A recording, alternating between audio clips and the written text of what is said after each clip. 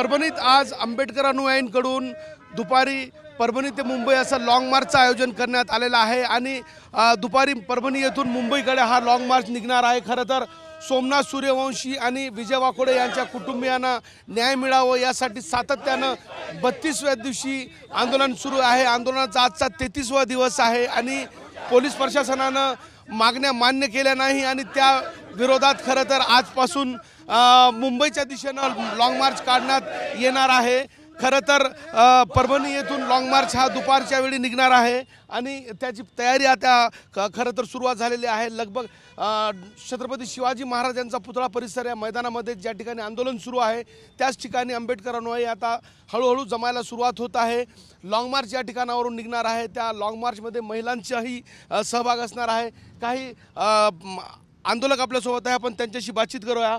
भाई, काय सांगाल, किती वाजता एकूणच हा लाँग मार्च परभणीच्या दिशेने निघणार आहे?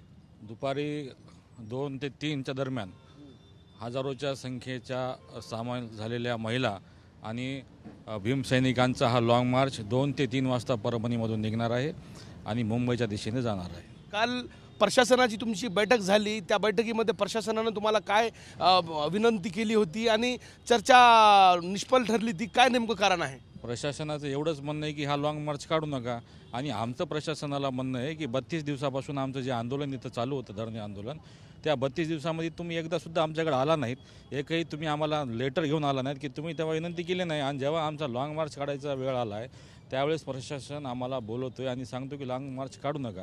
आम्ही त्यांना सांगितलं आमच्या मागण्या जर तुम्ही इथं पूर्ण करत असताल तर आम्ही लाँग मार्च काढणार नाहीत, पण ते काही करू शकत नाही कारण की त्यांच्या हातातच काही नाही तर काय करतील ते। नेमकं काय प्रमुख मागण्या असणार आहे? 32 दिवस झाले सलग तुम्ही इथं आंदोलन करता, आजचा 33वा दिवस आहे आणि तुम्ही यापूर्वी 17 तारीख ठरवली होती लाँग मार्चची। काय नेमक्या तुमच्या प्रमुख मागण्या आहेत जे की प्रशासनाकडून मान्य झाल्या नाही? एक तर या प्रकरणामध्ये सोमनाथचा जो जीव गेलेला आहे त्याचा जीव घेणारे जे पोलीसवाले आहेत, ज्यांनी पोलीसवाल्यांनी त्याला अमानुषपणे मारलं आहे, असे पोलीसवाले अजून ड्युटी करायलेत। आमची मागणी काय की त्यांना तुम्ही हे प्रकरण सगळी चौकशी होस्तर निलंबित तर करा, निलंबितसुद्धा करत नाहीत आणि अशोक घोरबाण ज्यांच्या नेतृत्वामध्येच हे सगळं प्रकरण घडलेले आहे त्यांना फक्त निलंबित केलेलं आहे। त्यांना तर डिसमिस करायला पाहिजे सर्व्हिसमधून, रिमूव्ह फ्रॉम सर्व्हिस करायला पाहिजे कारण की त्यांच्यामुळे या परभणीमध्ये दंगल झालेली आहे, संविधानाची विटंबना झालेली आहे, त्यांच्याचमुळे झालेली आहे। या आमच्या मागण्या होत्या की त्यांना तुम्ही तवरक निलंबित करा आणि जे आमचे पोरं आहेत 27 जण त्यांच्यावर गुन्हे दाखल केले, ते शिकणारे पोरं आहेत, त्यांना नोकऱ्या लागणार आहेत, त्यांच्यावर गुन्हे दाखल केले। आम्ही त्या कलेक्टर साहेबाला विनंती केली की ते गुन्हे मागे घ्या, आम्ही आमचं लाँग मार्च थांबवतो, पण आम्ही त्यांना सांगितलं तुम्हाला वेळ देतो, किती वेळ द्यायचा, त्यांच्याकडे त्याचं उत्तर नाही।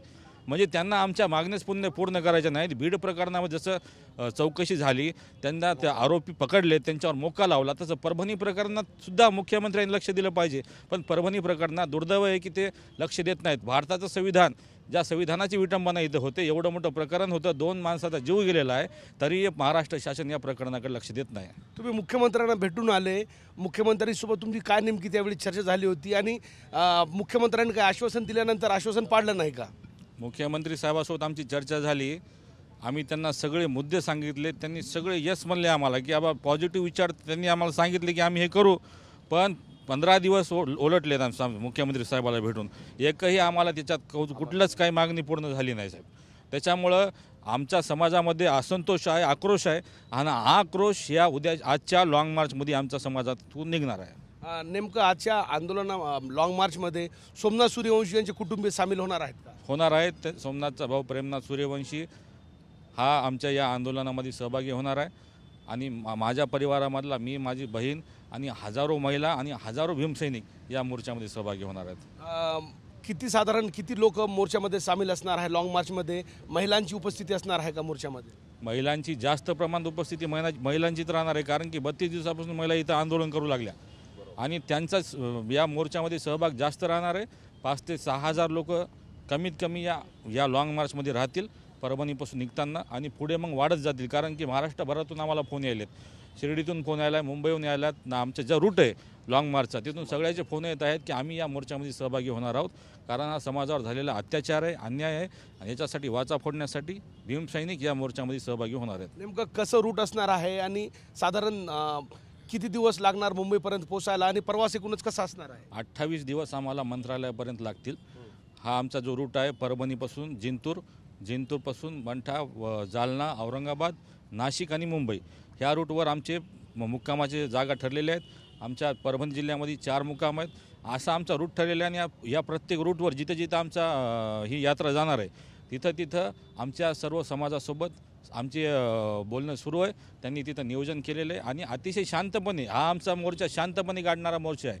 आम्ही संविधानाला मानणारे लोक आहोत, त्याच्यामुळं आमचा हा जो लॉंग मार्च आहे हा अतिशय शांतपणे असणार आहे। आमच्या सगळ्या लोकांकडे आयडेंटिटी कार्ड असणार आहे। कोणीही आमच्या मोर्चामध्ये घुसून आम्हाला बदनाम करण्याचा प्रयत्न करू नये हे आम्हाला या सांगायचं आहे इथं। तर साधारण 28 दिवस लागणार आहेत मुंबई मंत्रालयापर्यंत पोहोचण्यासाठी आणि ठिकठिकाणी ज्या ज्या ठिकाणी मुक्काम असणार आहे तसे ठिकाणचीही या ठिकाणी खून करून ठेवण्यात आलेले आहे। तर शांततेत हा लाँग मार्च काढण्यात येणार आहे। दुपारी परभणी येथून हा लाँग मार्च निघणार आहे। महिलांचं सोमनाथ सूर्यवंशी यांचे कुटुंबीय आणि स्वर्गवासी विजय वाकोडे यांचे कुटुंबीयही या लाँग मार्चमध्ये सामील होणार आहे। तुर्तास लाँग मार्चच्या तयाऱ्या या ठिकाणी सुरू झालेल्या आहे। छत्रपती शिवाजी महाराज यांचा पुतळा परिसर या ठिकाणी हळूहळू आंबेडकर अनुयायी या ठिकाणी जमायला सुरुवात झालेली आहे। कॅमेरा पर्सन अनिकेत दहातोंडेसह नजीर खान, TV9 मराठी, परभणी।